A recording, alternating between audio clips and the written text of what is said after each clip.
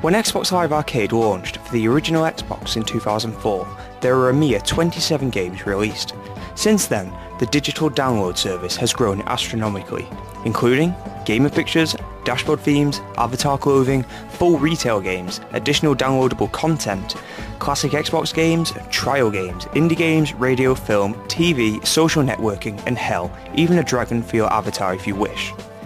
Without a doubt, the most notable and popular section on the Xbox Live Arcade are the arcade games, which accumulatively have sold well over 50 million copies, awarding access to over 350 different arcade titles, and the number keeps on rising. Within the large library of the Xbox Live Arcade titles, there are so many incredible games, but I think it's worth highlighting a handful that I believe are the best on the service. No, I haven't played every game the service has to offer, but there again, who has? To make the list, the game cannot be a game add-on. The game can't be a direct port from another console, nor can the game be a HD remake, so that means no Perfect Dark, no Banjo-Kazooie, no Earthworm Jim, no Pac-Man, no Sonic 2, etc, etc. With only 5 slots available, some tough decisions have been made, and debatably some non-brainer picks have been chalked off. The following 5 games show a mixture of originality, simplicity, intertextuality, replayability, and of course, affordability. Number 5. What do you get when you mix Metal Gear Solid with the retro Metroid series? You get Shadow Complex, one of the best 2D action-adventure games of this generation. The game stays faithful to the tried and true formula of the Metroid series, leading you to backtrack constantly after gaining new weapons to explore previously forbidden areas. Whilst doing this, the game clearly takes inspiration from the Metal Gear Solid series, adding a stealth theme, similar weapons, and in some case, Metal Gear's Metal Gears, i.e. the enormous robot enemies that look similarly familiar to Metal Gear Rex. What this leads to is a fantastically paced 2D action-adventure game with tons of variety, a massive map to explore, a multitude of collectibles for the completionist, and a huge amount of replay value. We can only hope that Shadow Complex gets a sequel, and we can only dream that Epic Games take the series to the next level and bring it onto store shelves. All we do know is Shadow Complex sits at the number 5 spot. Number 4. Super Meat Boy! Super Meat Boy is a masterpiece, and a simple masterpiece at that. Simply go and save the kidnapped girl who will constantly be in another holding spot. Sound familiar? Super Meat Boy in 2 words would be perfectly fair.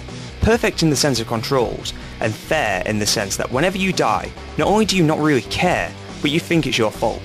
Seriously, how many games can let you die 30 times in a row and still leave your controller intact? Very few. Super Meat Boy is fantastic for so many reasons. Controls sharper than Mario? Check. Over 300 levels? Check. Even harder levels in an alternate world?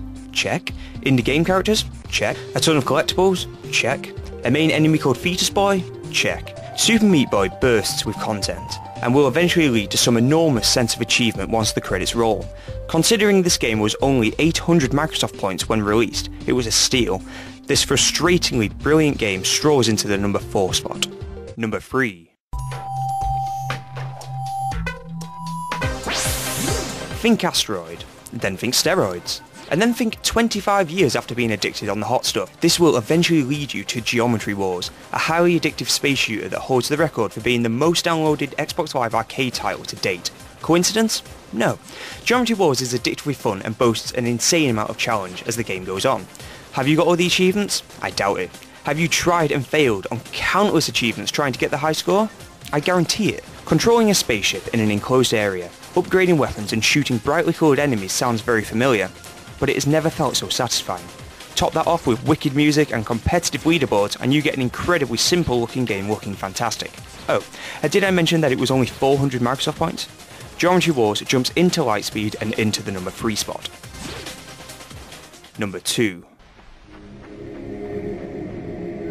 5 video game BAFTA nominations, countless Best Indie Game awards, and a game sitting alongside Assassin's Creed Brotherhood and Mario Galaxy 2 for Game of the Year 2010? Well, it can only be Limbo. Game developers pay attention. Limbo is nothing short of art. The game's fantastic dreary music score and jaw-dropping visuals don't just make Limbo one of the finest looking games on Xbox Live Arcade, but on any platform anywhere. You will die many times, and be dismembered in plenty of different ways, but that makes the game more memorable and keeps you even more emotionally attached to the little boy just trying to journey right. While many games have high replayability, I argue that Limbo succeeds on rememberability, if you get what I mean.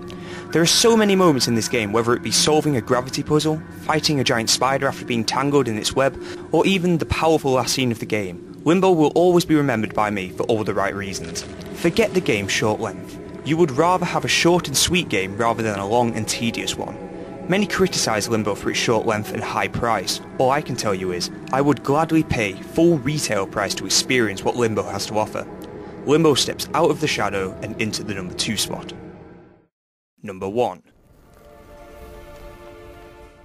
Many will find this to be a shocking number 1 choice. Others will argue that the game shouldn't be on the top 5 at all.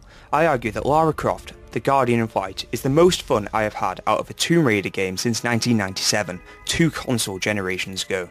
Lara Croft The Guardian of Light is a fantastic game, and mixes old-style dungeon crawlers such as Baldur's Gate and Diablo, and modernises it with superb cooperative play in the Tomb Raider universe. No, you won't go gallivanting around attaining quests, but what you will be doing is collecting treasure, solving puzzles, and firing an assortment of different artillery to survive.